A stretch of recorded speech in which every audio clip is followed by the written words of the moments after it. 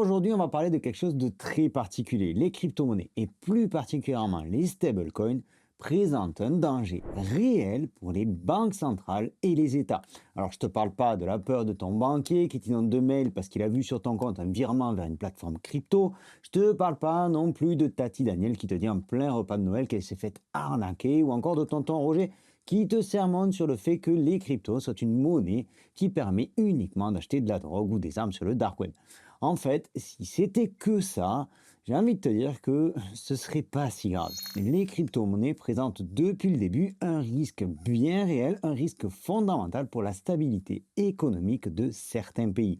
Les plus gros pays, ceux qui ont le plus de moyens, ceux qui ont la plus grosse puissance économique, l'ont bien compris depuis longtemps et sont en train de mettre petit à petit les choses en place.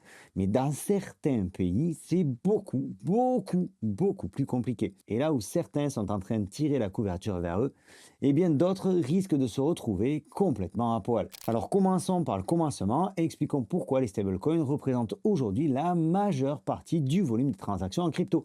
Et oui, la plupart des échanges en crypto ne se font pas en Bitcoin, en Solana ou en Ethereum, mais bel et bien en stablecoin. Les stablecoins sont arrivés dans la crypto-monnaie en 2014, quelques temps après Bitcoin. Avant cela, avant les stablecoins, l'étalon c'était donc Bitcoin. Depuis, c'est devenu le dollar numérique essentiellement, que tu connais certainement au travers de l'USDT ou encore l'USDC. Ces stablecoins sont conçus pour maintenir une valeur constante, indexée sur le dollar, dans le cadre de l'USDT et de l'USDC. Mais on en trouve aussi indexés sur l'euro, le yen, la rouble, bref, toutes les monnaies du monde ont leur stablecoin. Toutes les monnaies ou quasiment toutes. Et tu vas voir que ça peut poser certains problèmes. À l'époque à laquelle nous vivons aujourd'hui, ils sont une solution à de nombreux problèmes. La débancarisation dans certains pays, la vitesse de transaction, le fait qu'ils sont la pleine propriété de leurs utilisateurs, eh bien ces avantages-là, pour la plupart, ces avantages pour les utilisateurs présentent aussi également un risque énorme pour certains pays.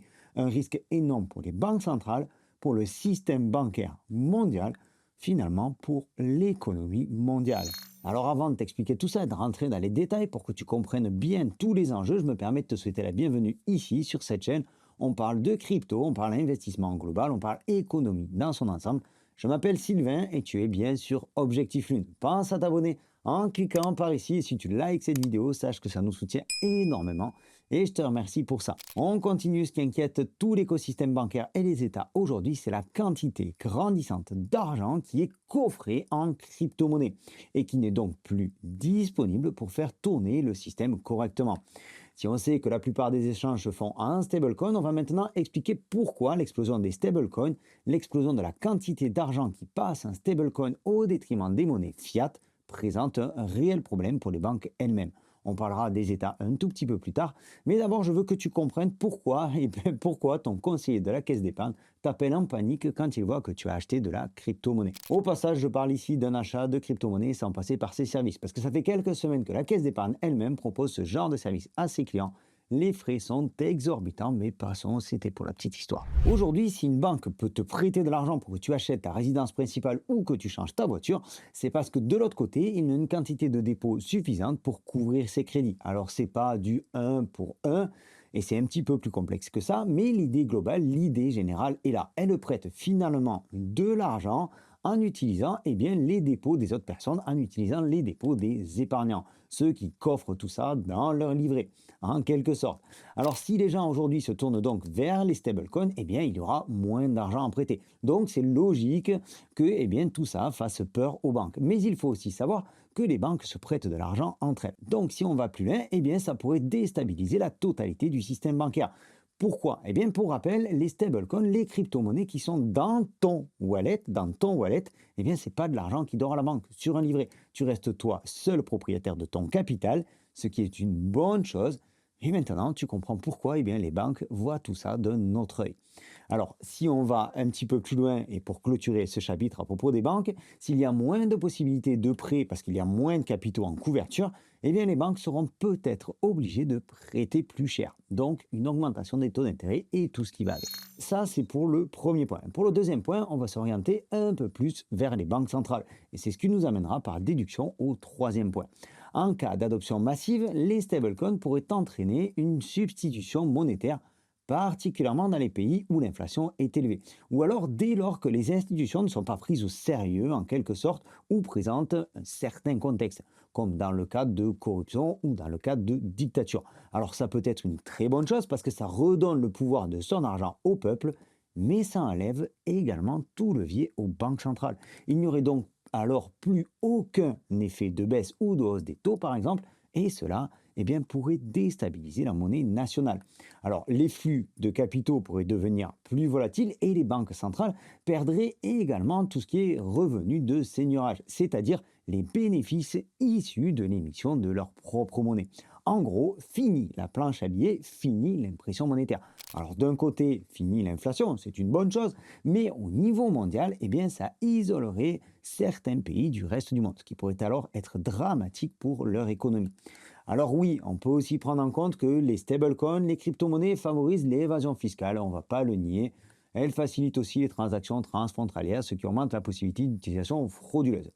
Mais bon, tout ça, on va laisser un petit peu de côté. Aujourd'hui, ça reste quelque peu marginal. Mais tout ceci nous amène au point certainement le plus important de cette vidéo.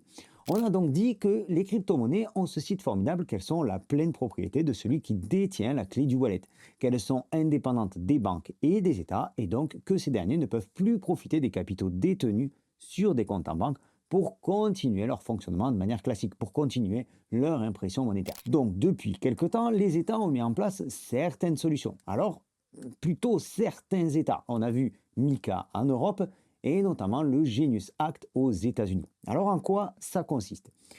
Pour exercer sur le territoire en question, les stablecoins doivent mettre un collatéral en jeu qui soit réel donc sur le territoire en question. Par exemple, des bons du Trésor américain pour ceux qui sont actifs sur le sol américain. Des bons du Trésor ou des obligations pour ceux qui veulent évoluer en Europe, pour les stablecoins qui veulent profiter du marché européen. Donc pour le moment, on va dire que les États arrivent à conserver un petit peu de souveraineté via leur monnaie, via les stablecoins. Surtout les États-Unis, puisqu'on sait que les stablecoins américains, les stablecoins en dollars, sont en tête de tous les stablecoins. Aujourd'hui, la totalité, on va dire 98% de l'écosystème crypto s'échange en stablecoin backés par le dollar. Une fois encore, et ceci plus particulièrement depuis Trump, depuis l'arrivée de Trump, on retrouve la suprématie du dollar. Certains diront même qu'on est sur une nouvelle forme de pétrodollar, ce que je pense aussi.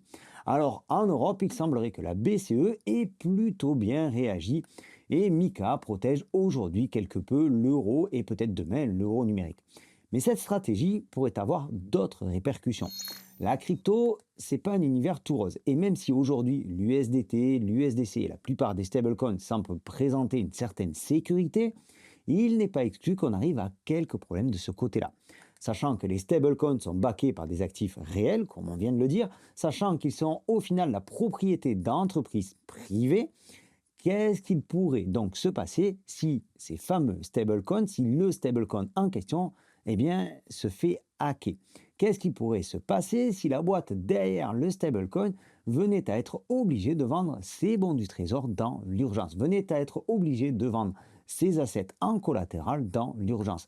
Alors, un effondrement d'un stablecoin majeur pourrait alors avoir un effet systémique beaucoup plus important que celui qu'on a connu en 2021 avec l'effondrement de l'UST de Terra Luna, qui lui a été un effet, on va dire, intra-crypto.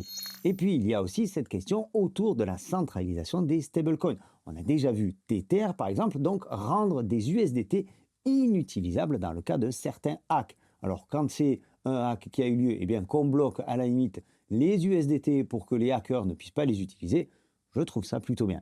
Mais ils peuvent très bien faire ça avec n'importe qui et n'importe quand, ce qui pose de réels problèmes de liberté. Alors en résumé, pour cette vidéo qui, je l'espère, t'apporte des connaissances, de nouvelles connaissances, et si c'est le cas, fais-le moi savoir en commentaire, et puis pense également à t'abonner, à liker et à activer la petite cloche. En résumé donc, ce n'est pas pour rien que les États, les gouvernements ont peur de l'arrivée massive des crypto-monnaies, ou plus exactement des stablecoins. On a parlé quasiment exclusivement des gros ici, de l'Europe, des États-Unis bien sûr, mais c'est aussi le cas du Japon, de la Chine, de la Russie, etc. etc. Mais est-ce que tu penses un petit peu aux petits pays, ceux qui ont leur propre monnaie, qui ont une politique conservatrice comme le Maroc, la Thaïlande ou d'autres pays d'Asie ou d'Afrique, par exemple. Et tout ceci n'est qu'un exemple. Quel pourrait être donc leur avenir si une forte quantité de capitaux qui sont détenus par les banques centrales locales, eh bien, quittaient la monnaie locale, la monnaie de leur pays, pour se retrouver en crypto-monnaie, pour se retrouver en stablecoin? Alors je pense que l'équilibre fragile de certains pays pourrait être menacé. Le système bancaire pourrait s'effondrer et au final, l'arrivée des cryptos qui se veut être au départ comme étant une solution d'enrichissement pour ces pays-là deviendrait alors une source de faillite. Et c'est l'une des questions principales qui inquiète le plus le FMI, le Fonds monétaire international, à propos du Salvador. Le Salvador qui est passé au Bitcoin il y a quelques années et qui semble aujourd'hui faire machine arrière, et ceci entre autres pour les raisons que je viens d'évoquer dans cette vidéo. Dis-moi en commentaire ce que tu penses de cette réflexion, partage-moi à ton retour, partage-moi à ton avis. Est-ce que nous sommes alors au début aujourd'hui d'un bouleversement total? Est-ce qu'aujourd'hui la crypto a pris suffisamment d'importance au point de éventuellement faire basculer l'économie mondiale ou du moins l'économie de certains pays? J'ai pris beaucoup de plaisir à te partager ce contenu. Si tu as aimé, une nouvelle fois, pense à lâcher un like. C'était Sylvain, je te donne rendez-vous dans une prochaine vidéo. D'ici là, prends soin de toi et de tes cryptos. Ciao!